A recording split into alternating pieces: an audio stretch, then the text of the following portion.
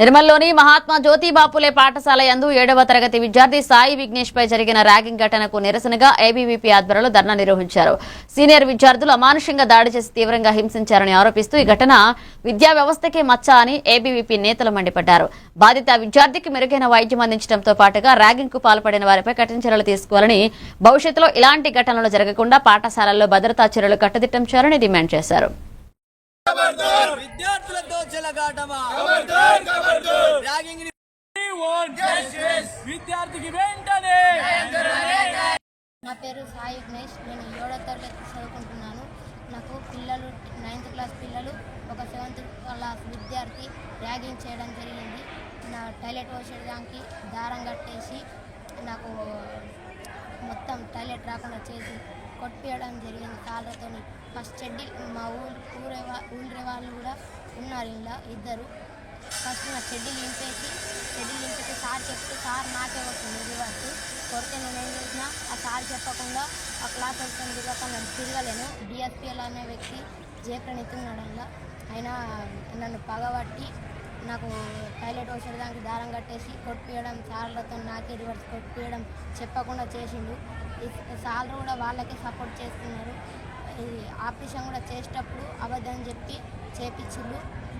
మళ్ళా 10 మంది, మొత్తం 10 మంది ఉన్నారు. 7th క్లాస్ అతను ఒక్క అతను. నువ్వు మీడియా వాళ్ళకి ఎందుకు చెప్పినావు? అందుకే నేను ఖర్చు కట్టాను, పిల్లవాడికి చూపించాను. ఏం చెప్పుకుంటావు చెప్పపో, ఎవరికి చెప్తావో చెప్పపో అన్నాను. మళ్ళీ వీళ్ళు 10 మంది పిల్లలు మా బాబుకు ర్యాగింగ్ జరిగింది కాబట్టి వీళ్ళు మా ఇంటి మీదకి దాడికి పంపిస్తామన్నారు. వాళ్ళ పిల్లల తల్లిదండ్రులని, 10 మంది పిల్లల తల్లిదండ్రులని. అయితే నేనేమన్నా అంటే ఇక్కడ స్కూల్ జరిగిందా ఈ విషయము, ఇంటి దగ్గర జరిగిందా అని అడిగిన. అయితే ఇద్దరు పిల్లల్ని తీసేస్తా నేను, వీళ్ళిద్దరు అక్కడనే ఏమన్నా మాట్లాడుకోండి, ఇక్కడ దాకా మా ఇంటి దాకా స్కూల్ దగ్గర దాకా రావద్దు అన్నారు ప్రిన్సిపల్ సార్, జీవన్ సార్. అఖిల భారతీయ విద్యార్థి పరిషత్ ఏబీవీపీ ఆధ్వర్యంలో ఈరోజు ఎంజేపీ పాఠశాల ముందు ధర్నా నిర్వహించడం జరిగింది.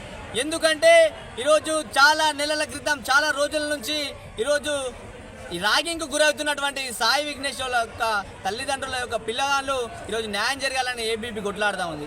ఏ విధంగా ర్యాగింగ్ చేస్తూ ఉన్నారంటే ఈరోజు ఫ్యాకల్టీ కూడా సరిగా పట్టించుకోకుండా, ఫ్యాకల్టీకి చెప్పినప్పటికీ కూడా ఆయననే కొట్టుకుంటూ మీరు ఏం రాబాయి నువ్వు సైలెంట్గా ఉండు అనేసి చెప్పడంతో వాడు ఇంట్లో చెప్పుకోలేక బయట చెప్పుకోలేక విద్యార్థి ర్యాగింగ్కు గురవుతూ ఉన్నాడు.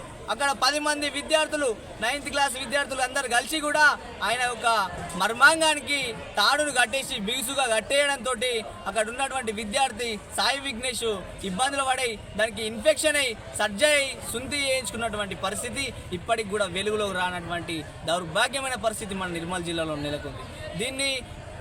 దీన్ని బయటకు చెప్పకుండా అక్కడ ఉన్నటువంటి ఆదిత్య హాస్పిటల్లో కూడా ఇన్ఫర్మేషన్ ఏ విధంగా ఇచ్చారంటే పిల్లడికి ఆడుకోగా దెబ్బ తాకింది సర్జరీ అవుతుంది కాబట్టి మేము సర్జరీకి డబ్బులు చెల్లిస్తున్నామని చెప్పారు.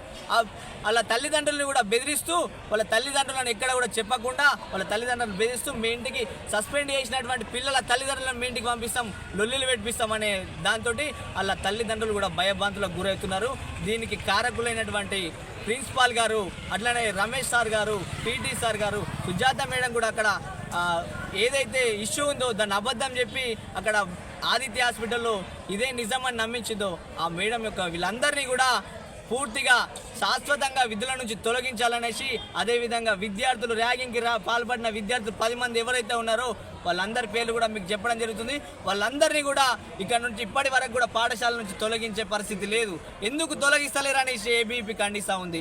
ఇదే పరిస్థితి ఇంకొక విద్యార్థికి జరగాలన్నా, ఇదే పరిస్థితి ఇంకొక విద్యార్థి ఎదుర్కోవాలని ఏబీపీ తీవ్రంగా ఖండిస్తుంది. అదేవిధంగా అక్కడ ఉన్నటువంటి 9th B, last year 9th B ఉన్నటువంటి రూమ్లో అక్కడ ఉన్నటువంటి అక్షర్ బ్లేడ్ తోటి అక్కడ ఒక కిటికీని కొయ్యడం జరిగింది, ఇనుప రాడ్ని కొయ్యడం జరిగింది. కొయ్యడం వల్ల దాన్ని సాయి విఘ్నేష్ పిల్లడిని బయటకు నూకేసి బలవంతంగా చేస్తే ఈరోజు ఆ రోజే చనిపోయేటటువంటి పరిస్థితి ఉండే.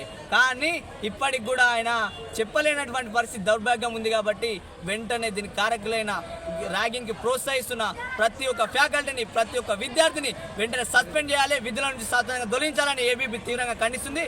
లేదంటే పెద్ద ఎత్తున ఉద్యమాలు చేస్తామని సందర్భంగా హెచ్చరిస్తున్నాం. ఖబర్దార్, we want justice.